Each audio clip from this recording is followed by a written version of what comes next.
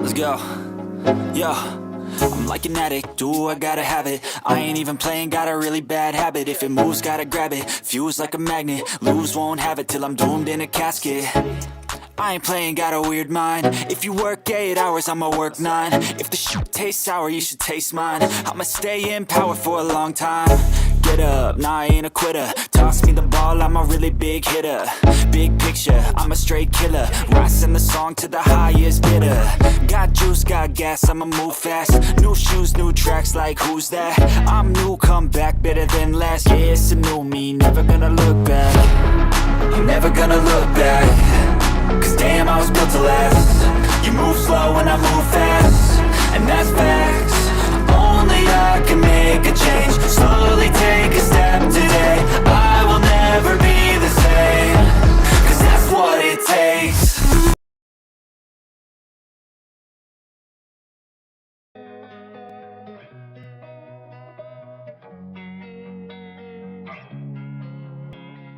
Losing time, I'm fading fast. I just wanna make it last. Try to let go of the past. I close my eyes, embrace the blast. Sleepless nights and headaches stack. Restlessness to hell and back. What's my purpose? What do I grab? A slippery surface, a heart attack. And sometimes you just gotta believe there's something that'll give you relief. There's something that'll have what you need. What you need.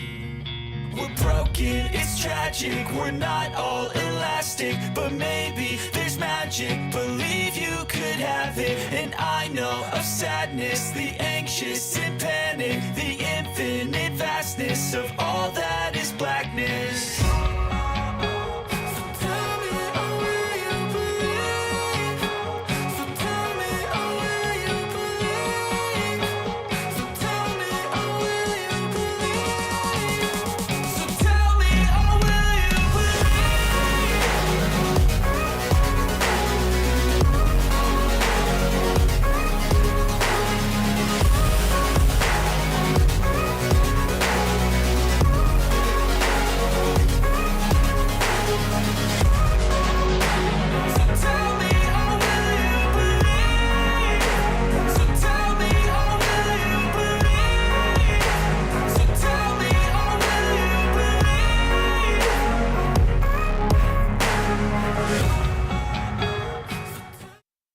The A-fib Show brings you stories, interviews, lifestyle coaching, and information meant entirely for those with atrial fibrillation, atrial flutter, troublesome ectopic beats, or other heart rhythm disturbances. Always do it on my own, so I gotta get through it. And the only thing I know is to love what I'm doing. Never give up, never slow, till I finally prove it. Never listen to the no's, I just wanna keep moving. Keep my head up when I act, head up, that's a fact. Never looking back, I'ma keep myself on track. Keep my head up, staying strong, always moving on. Feel I don't belong, tell my thoughts to move along. Push myself to be the best, die with no regrets.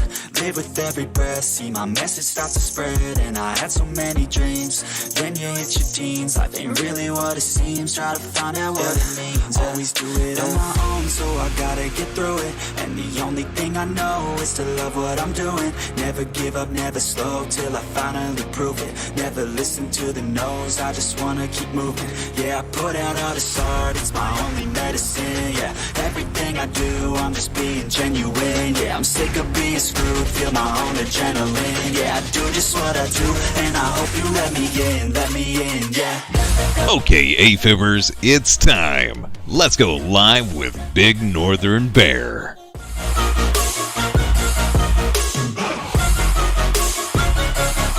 I'm grateful, oh yeah, able, oh yeah, I'm stable, oh yeah, no label, oh yeah, you know me, I have only a path, I'm lonely.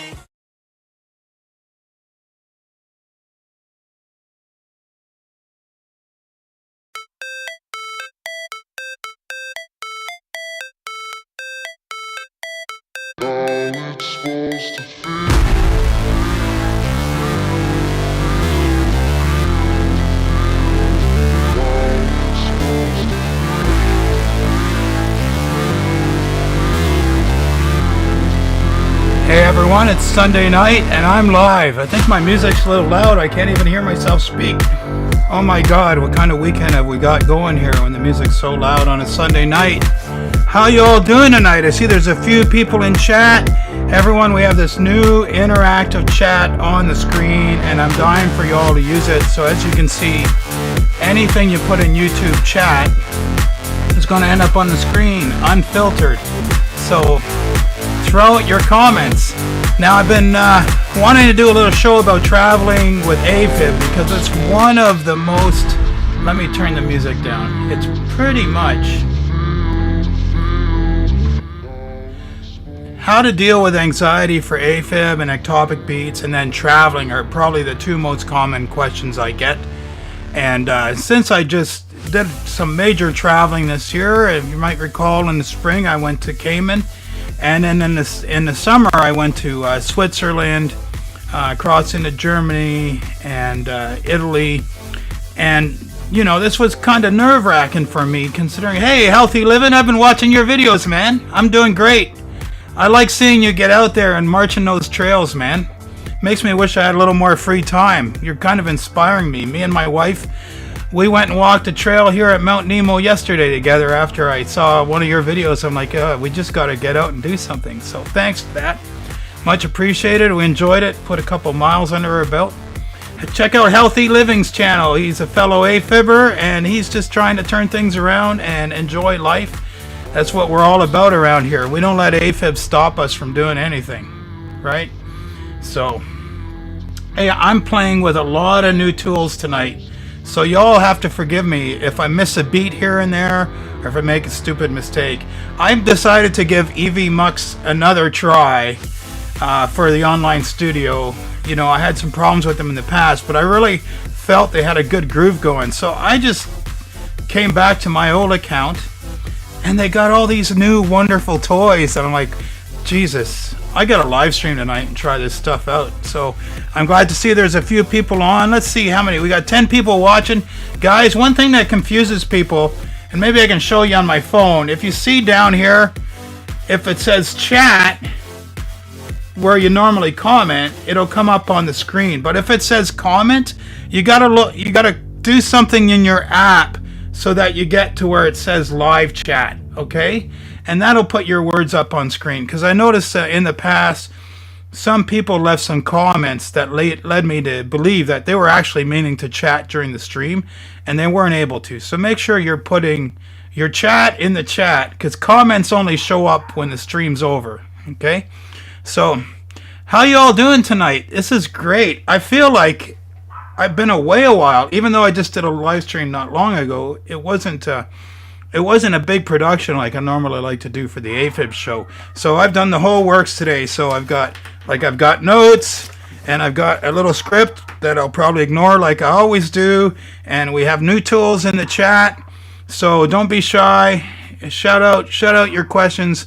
And I want to talk about, partly from personal experience, but I mean, there's nobody can sit here and tell you that it's perfectly safe to go anywhere you want to go with a heart condition, okay? Because I mean, I like to deal with reality the way it comes to me, okay? So some of you are quite familiar with my health history in that, but I'm also of the mind that you got to live your life, and you know, AFib is very, very rare. Is AFib fatal? So live your life, okay? You have a condition that you're meant to live with, not meant to not live with. You're meant to live with it, so get busy living. And like we said on the podcast with Frank Ring the other day, you want to travel with AFib? You're worried about what do you think's going to happen? I say try it and find out. Try it and find out. But I do have some wisdom that I've learned and researched and personal experience, and some stuff I was glad for that we'll just go over tonight. Hey, Marco, thanks for that. Much appreciated. Marco, your name makes me believe that you're possibly from Italy, where I just was.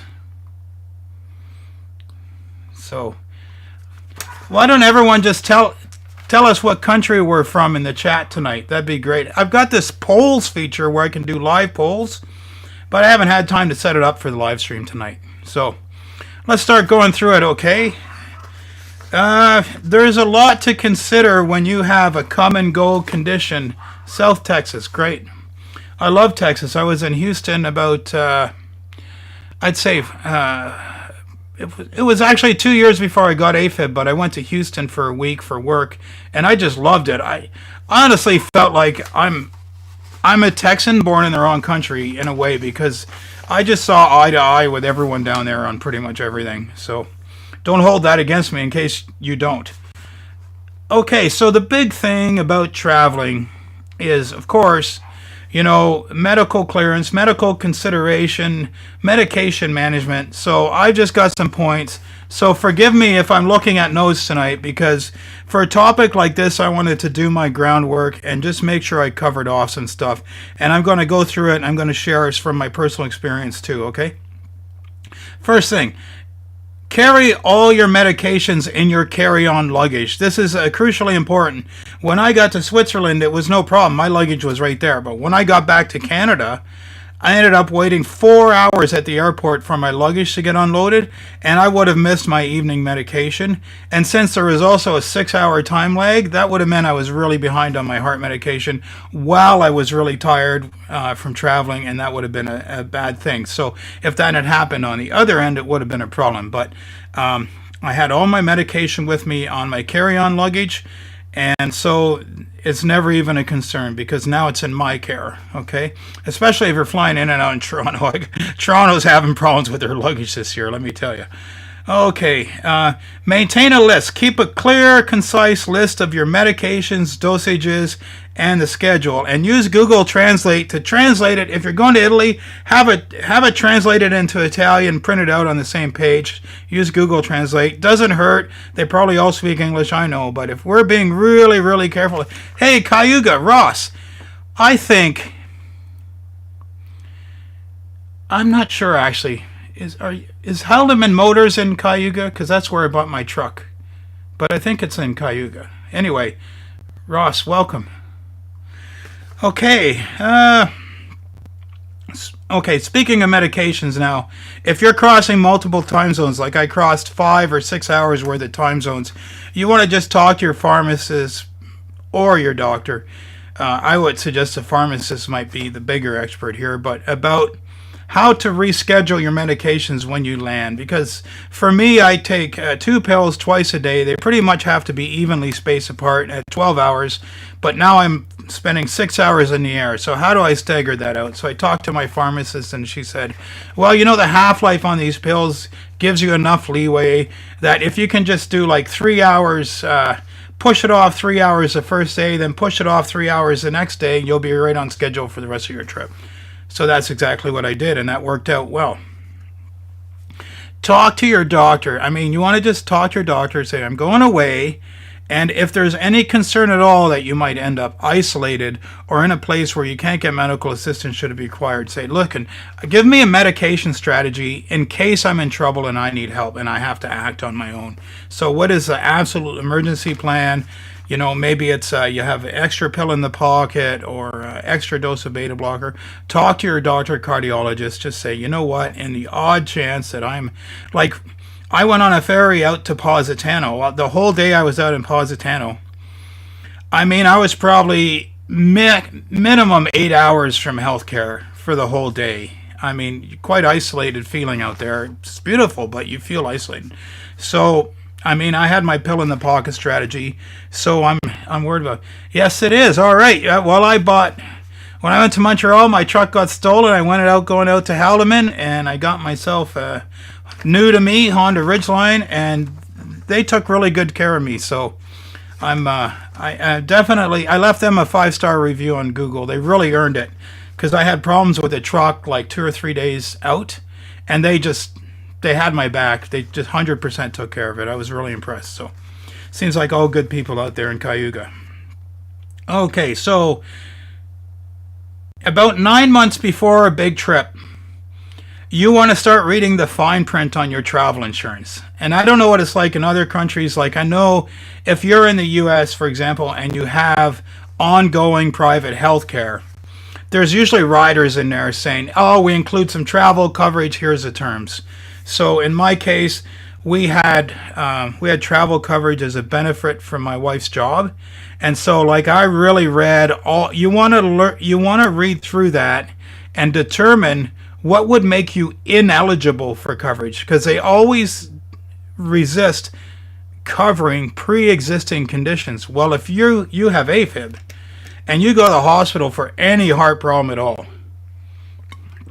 they're going to throw you under that pre-existing umbrella, okay?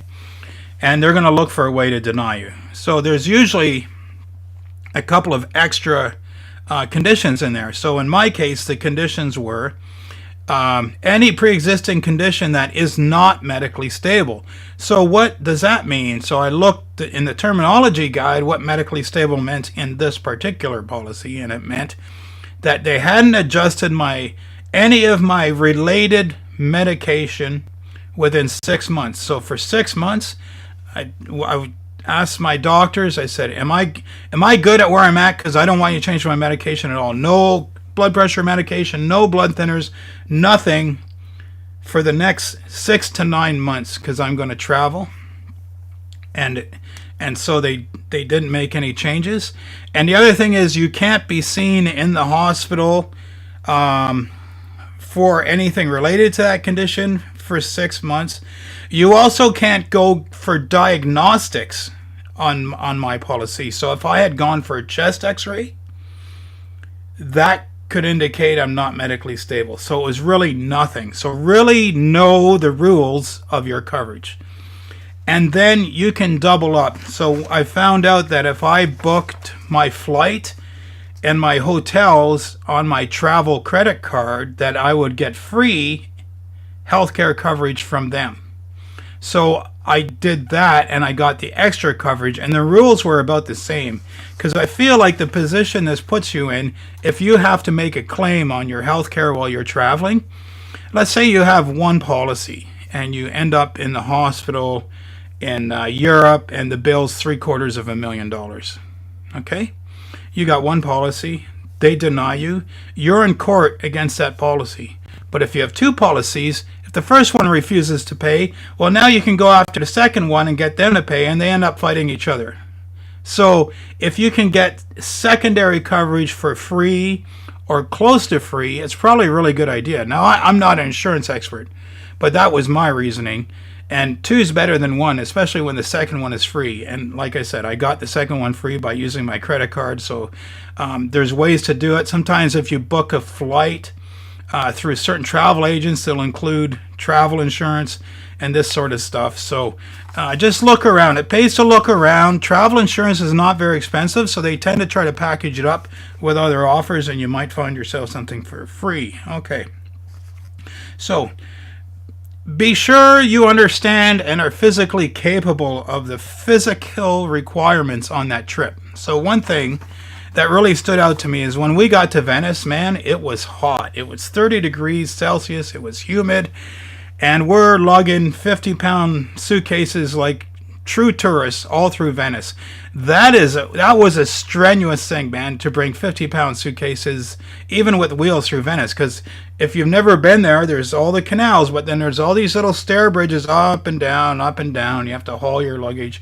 So imagine if you're a little infirm, or you have your AFib's not well controlled and you're out in the heat and the humidity and you're having to do that. So try to do your research in advance, or talk to someone who's been to where you're going so you can understand the physical requirements.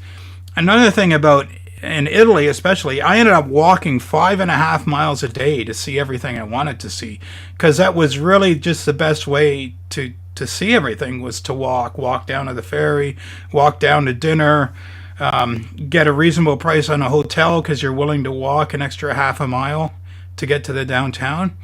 So understand the physical requirements that you're going to meet in your host country, and be sure you're ready for them. So if especially Europe, if you're going to Europe, you're going to walk a lot. So just get it. You're probably planning 6 to 9 months ahead, so get out there and start walking an hour a day so that you're ready for it.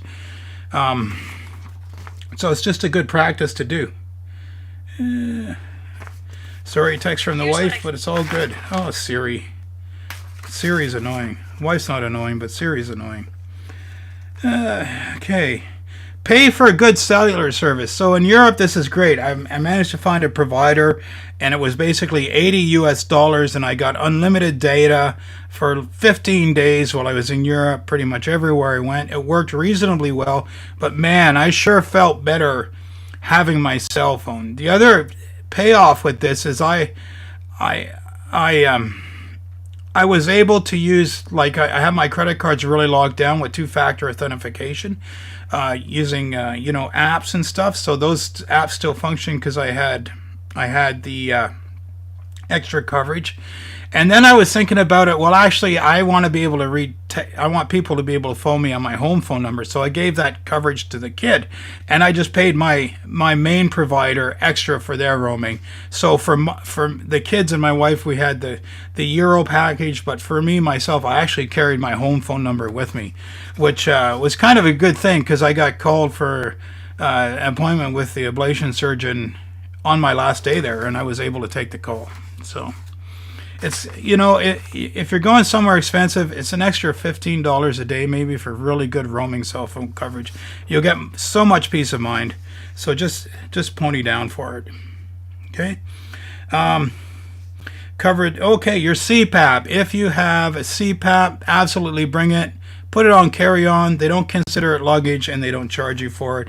And you'll have your CPAP, which, if you have AFib and you have sleep apnea, you don't want to be having apnea for 2 weeks while you're away. Triggering your AFib is just an unnecessary risk. Just bring the thing. And for 2 weeks, you can just use relatively clean tap water if you can't find distilled water. It's totally okay. I checked into that. You can do that for a week or two if you need to, okay? As long as it's relatively clean, okay? Buy cancellation insurance on your tickets. It's usually a bit overpriced, but if you do end up in the hospital 4 months before your trip, now you're not medically stable.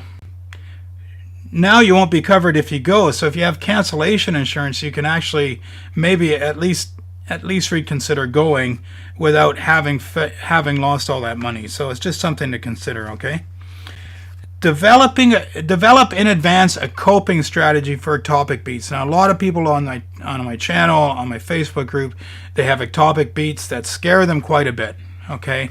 And it's just going to be worse when you travel because you're going to worry more. Your anxiety is going to be higher if you're fixated on them, and your ectopic beats are probably going to get worse. The other thing that's going to set off your ectopic beats is you're probably eating bigger meals, and you're also eating foods that you don't normally eat, and all of this, and your sleeping schedule is disrupted, and you might be dehydrated from walking around in the heat, and your electrolyte balance might be a little bit different while you're traveling.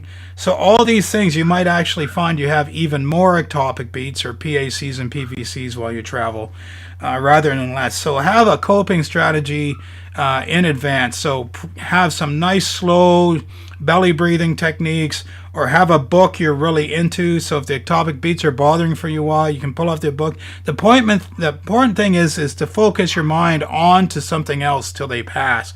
Because you'll notice when your mind is on something else, they just suddenly pass, and you're like, oh, where'd they go? But if you're fixated on them, they just seem to bother you and get worse and worse. And you don't need that while you're traveling. You just don't need it. Okay. Travel with a companion who knows your history. So if you're traveling, if you're really worried, you shouldn't be traveling alone. Just go with someone. Make sure they know your history. And if you have a piece of paper with your history written on it, make sure they know where to dig it out in case there's a problem. So, hey, we have a question from Marco. I have chronic back pain. Is there a link between pain and AFib? I would be surprised if there's not. I would be surprised if there's not a link between chronic pain and AFib, because certainly AFib seems to be mediated or modulated by the central nervous system. So when you're in chronic pain, the sympathetic nervous system maybe is a little more active, or the parasympathetic nervous system will be. I'm not the expert on this, but I would be surprised if there's not. I've got the paid version of ChatGPT. We'll go ask Dr. GPT in a minute, see what he can find on the internet about that. He's really good at searching the internet for answers to oddball questions. So let me continue through this. Take the stress off the travel itself. So one thing I did when I booked the trains through Europe, I tried to stagger the trains so that I had a good hour at the transfer stations, because when we got there, we didn't have to rush. And if our train was 20 minutes late, which happens a lot, it wasn't a problem. So you want to just, any major stop with the trains in Europe, just give yourself an hour and a half transfer time. All these train stations there have really lovely restaurants and that. So, and do the same at the airport. Like try to book it so that you have a good hour and a half before your next flight, if you're doing that, if at all possible. Just take the stress off of all that. Less stress, less anxiety, less AFib. Marco, I'm going to ask you, do you have anxiety? And if you have anxiety, do you notice a link between that and your chronic back pain? Okay, diet while you're away. Obviously with AFib, big meals is always a risk, but the simple rule of thumb is to eat only to 80% full. You don't want to eat to 100% full, just 80% full. So you feel full and you're going to stop, and you're going to be mindful of that.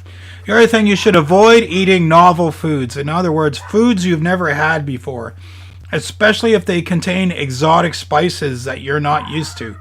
Like I remember once I had, just from a local restaurant, I had some just truly amazing chicken korma. But I didn't know that I was going to react to the fenugreek herb in the chicken korma.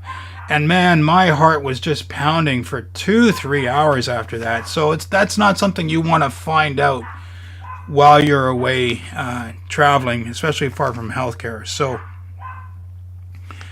that's not something you want to find out at that time.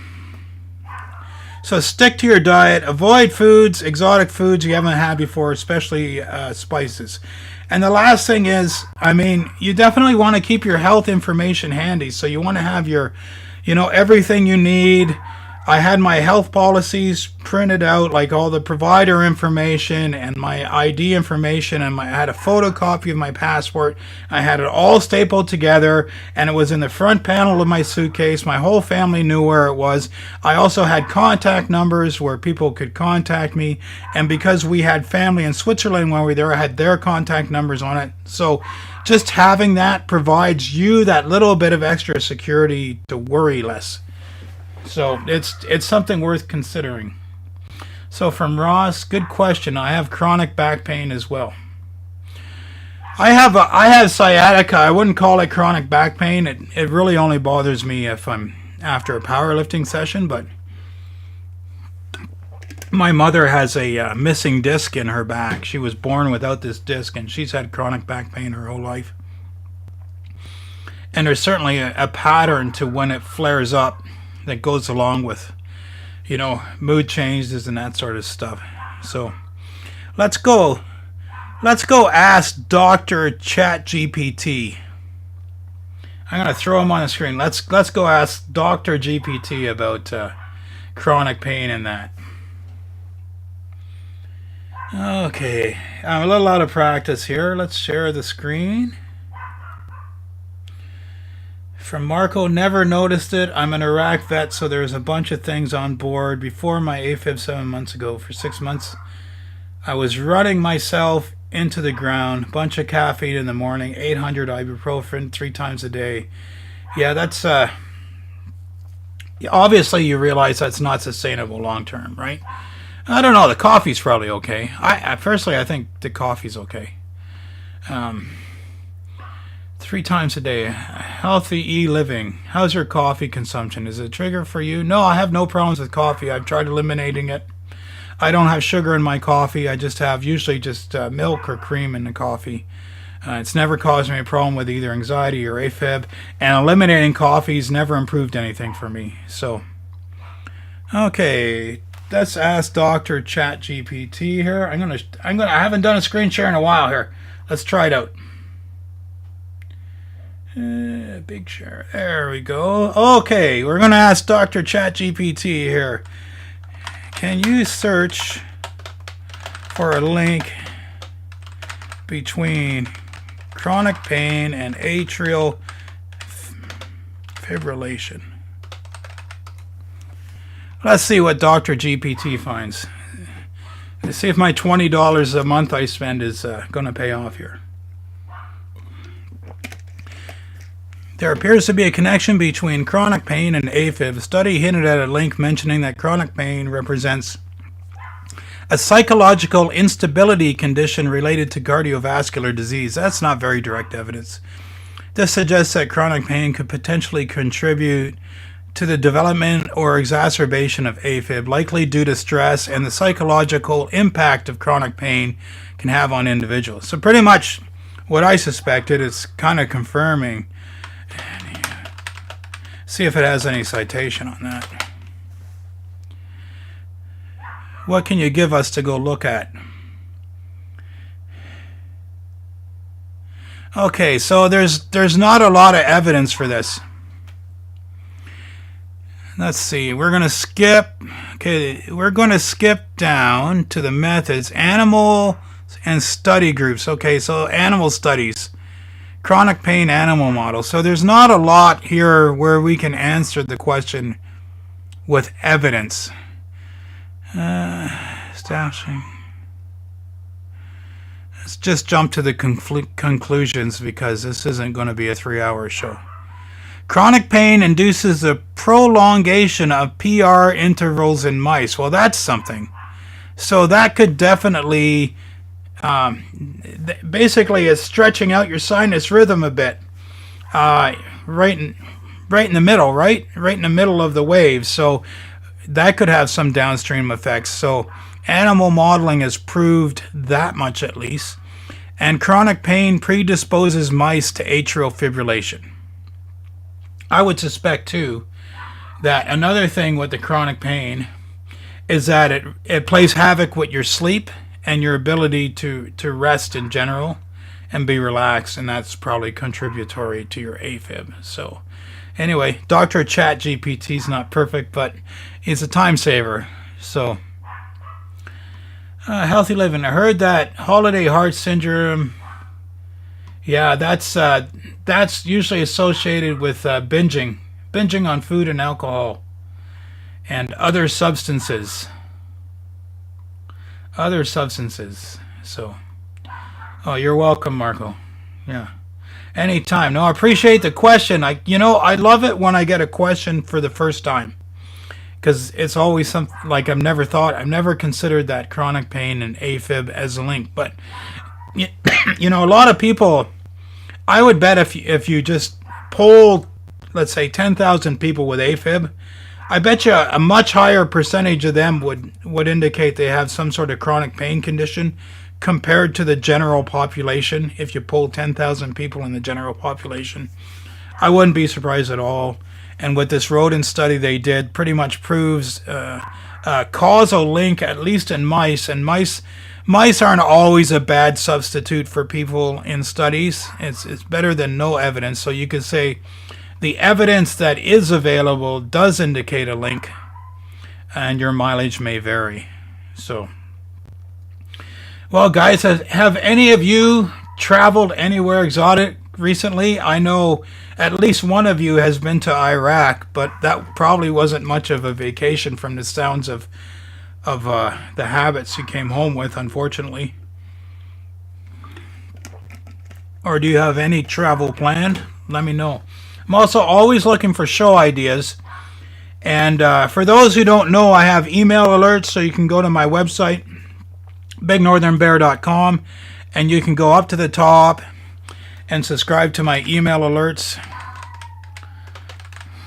And you'll never miss a live stream, no matter what, because I always try to email them out. And at some point I might broaden out to other platforms, and so if you're on my mailing list, you're going to get that content no matter where you are.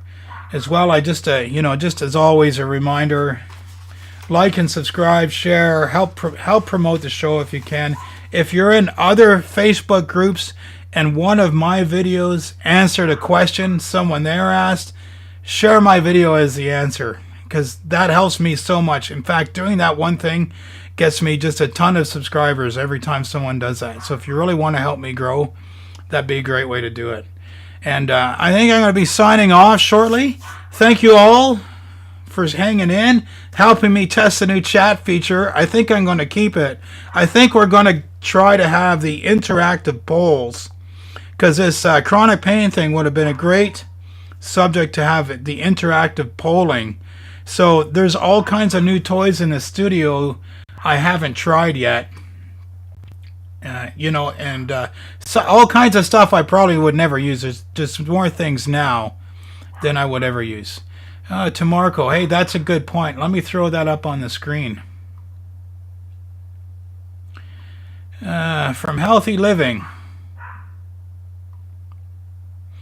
If you're on blood thinner, you shouldn't use ibuprofen. It's what I've been told, yeah. Advil, I was told stick to Tylenol. That's pretty much what I do for pain. So I know in Canada it's legal now for like CBD oil, and I hear a lot of people that have anxiety and AFib. There's mixed success with that, just anecdotally.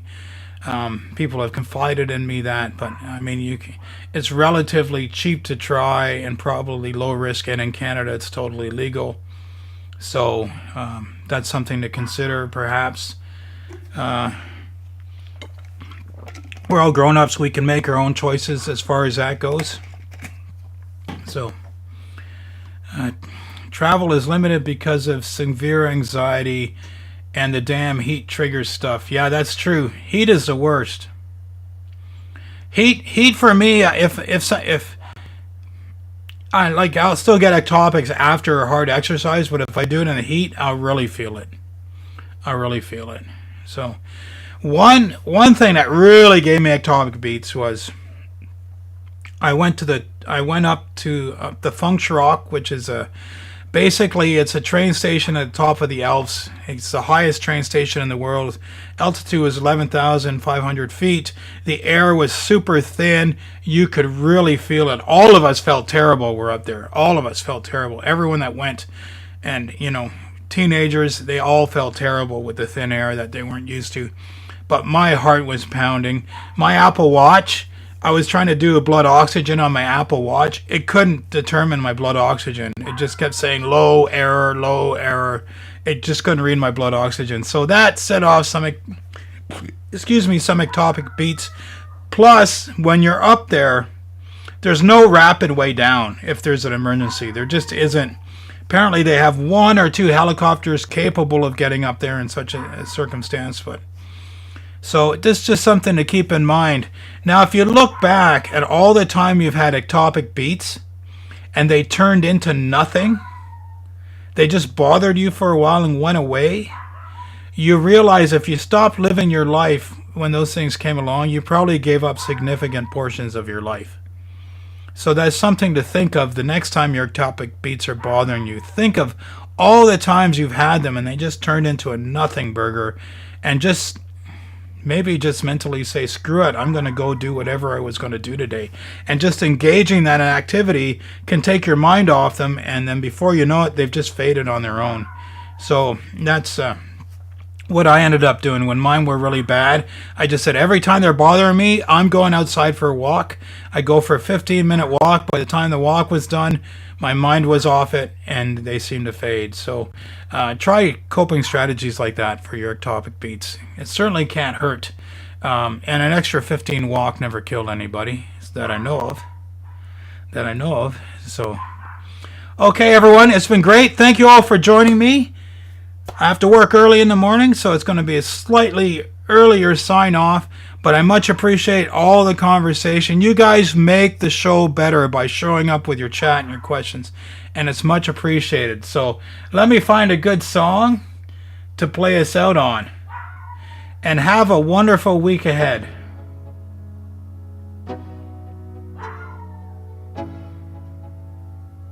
Let's go. Yo, I'm like an addict, do I gotta have it. I ain't even playing, got a really bad habit. If it moves, gotta grab it, fuse like a magnet. Lose, won't have it till I'm doomed in a casket. I ain't playing, got a weird mind. If you work 8 hours, I'ma work 9. If the shit tastes sour, you should taste mine. I'ma stay in power for a long time. Get up, nah, I ain't a quitter. Toss me the ball, I'm a really big hitter. Big picture, I'm a straight killer. Rising the song to the highest bidder. Got juice, got gas, I'ma move fast. New shoes, new tracks, like who's that? I'm new, come back, better than last. Yeah, it's a new me, never gonna look back. You're never gonna look back. Cause damn, I was built to last. You move slow and I move fast.